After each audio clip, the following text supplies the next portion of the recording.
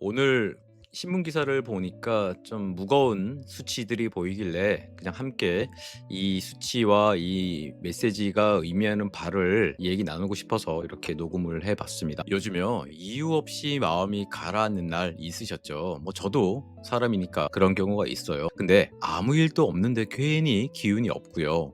사람 만나는 것도 귀찮고 TV 켜 놓고 있는데 내용은 하나도 기억이 안 나는 그런 날, 그럴 때 이런 생각 한 번쯤 해 보셨을 겁니다. '아 내가 왜 이러지?'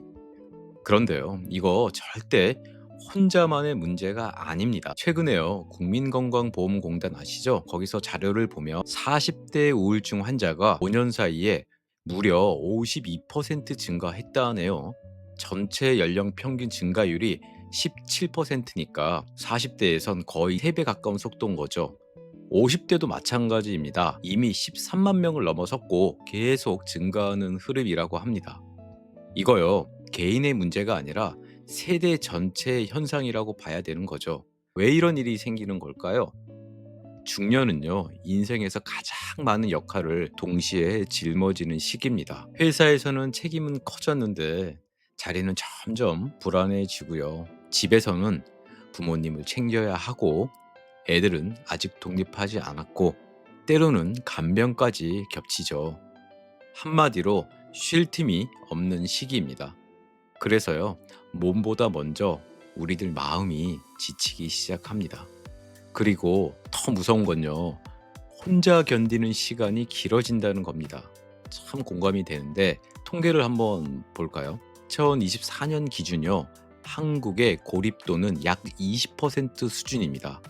OECD 평균이 9.5%니까 우리나라의 고립도 평균이 거의 2배에 가깝습니다. 특히 40대부터는요, 고립감을 느끼는 비율이 30%까지 올라갑니다. 와, 정말 대단한 것 같아요. 이 말은요, 근데 3명 중 1명은요, 마음이 편하게 이야기할 사람이 없다라는 뜻으로 봐셔도 무난합니다. 생각해보면 참 씁쓸하죠. 겉으로는 다 잘 사는 것 같고 회사도 다니고 가정도 있는데 정작 속마음을 꺼낼 사람이 없는 겁니다. 그래서 더 조용히 무너집니다. 실제로 50대 자살 비율은요, 전체의 약 21%로 가장 높은 수준이라고 하네요. 이건 단순한 기분 문제가 아니라 삶의 구조에서 오는 압박입니다. 다시 한번 말씀을 드릴게요. 이건 단순한 기분 문제가 아니고요. 삶의 구조에서 오는 압박입니다. 그런데 여기서 조금 다른 얘기를 한번 해보겠습니다. 심리학에서는요, 이 시기를 문제라고 보지는 않습니다. 오히려요, 내 삶을 다시 돌아보는 신호라고 얘기를 한다는군요. 그동안 우리는 남을 위해 참 많이 살았잖아요. 회사에서 인정받기 위해서 그랬고, 가족을 위해, 그리고 책임을 다하기 위해서 그랬죠. 그런데 어느 순간 이 질문이 떠오르는 겁니다. 그래서 나는 뭐지? 이 질문이 시작되는 시기, 그게 바로 지금입니다.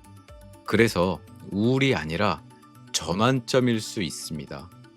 그럼 어떻게 해야 할까요? 생각보다 방법은 멀리 있지 않은 것 같아요. 네덜란드 연구팀이 6만 명 이상을 4년간 추적한 결과가 있습니다. TV 시청 시간을요, 다른 활동으로 바꾸면 우울증 위험이 19% 감소합니다. 2시간을 바꾸면요, 무려 43%까지 줄어듭니다. 대단한 걸 하라는 게 아닙니다. 그냥 멍하게 보내는 시간을 조금만 바꾸라는 겁니다. 그래서 저는 이렇게 말씀드리고 싶어요. 오늘 하루요, TV를 좀 끄고요, 휴대폰을 잠깐 내려놓고 집 앞이라도 좋아요. 천천히 한번 걸어보세요. 요즘 햇살 좋잖아요. 처음에는 아무 생각도 안 들다가 조금 걷다 보면 이상하게 마음이 정리가 됩니다. 그리고 그때 비로소 이런 생각이 들 수 있어요. 아, 나도 좀 챙겨야겠다.